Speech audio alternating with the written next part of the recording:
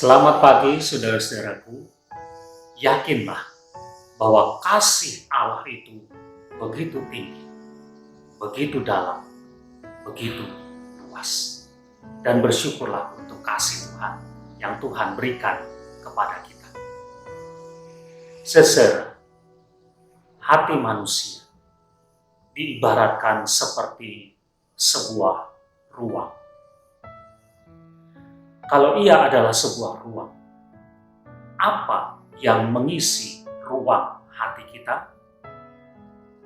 Dan apa yang mengisi ruang hati kita itu akan sangat mempengaruhi kehidupan kita, pikiran kita, perkataan kita, perbuatan kita.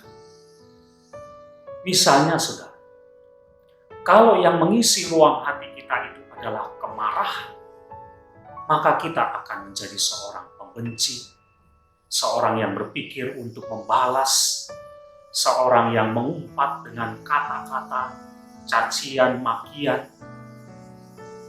atau mungkin kita bertindak untuk merusak karena kemarahan yang ada dalam hati kita. Berbahaya sekali kalau orang mengisi ruang hatinya dengan kemarahan. Atau kalau kita mengisi ruang hati kita dengan kesedihan atau kekecewaan, maka kita akan menjadi lemah. Kita kehilangan semangat, gairah dalam kehidupan kita. Kita akan mengalami kemunduran, kita akan menderita dalam hidup kita. Namun saudara, kalau kita mengisi ruang hati kita dengan kasih, maka hidup kita akan dipenuhi dengan sukacita. Ada penerimaan, ada rasa syukur. Kita akan mengampuni. Kata-kata yang baik akan keluar dari mulut kita. Kita akan memberi, kita akan melakukan tindakan-tindakan yang benar. Apa yang mengisi ruang hati kita? Saudara, firman Tuhan yang tertulis di dalam Injil Yohanes pasal 11 ayat 35 dan 36 mengatakan demikian. Maka menangislah Yesus. Kata orang-orang Yahudi, lihatlah betapa kasihnya kepadanya.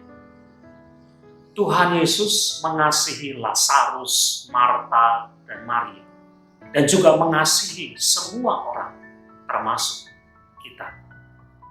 Dan ketika dia punya kasih, ruang hatinya dipenuhi dengan kasih, maka ketika dia melihat penderitaan orang, dikatakan hatinya tersentuh. Bahkan kemudian dia menangis.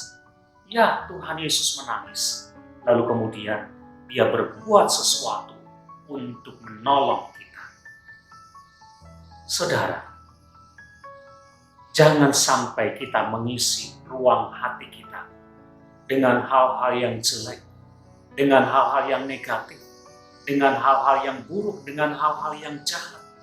Karena itu akan mempengaruhi hidup kita menjadi orang yang buruk, menjadi orang yang jahat, menjadi orang yang tidak baik. Isilah hati kita dengan kasih. Dengan kasih maka kita akan menjalani hidup kita. Apa yang kita pikirkan, apa yang kita katakan, apa yang kita perbuat dalam hidup kita juga akan dipenuhi dengan kasih. Mari saudara, isi ruang hati kita dengan kasih. Kasih yang Tuhan ajarkan kepada kita. Amin.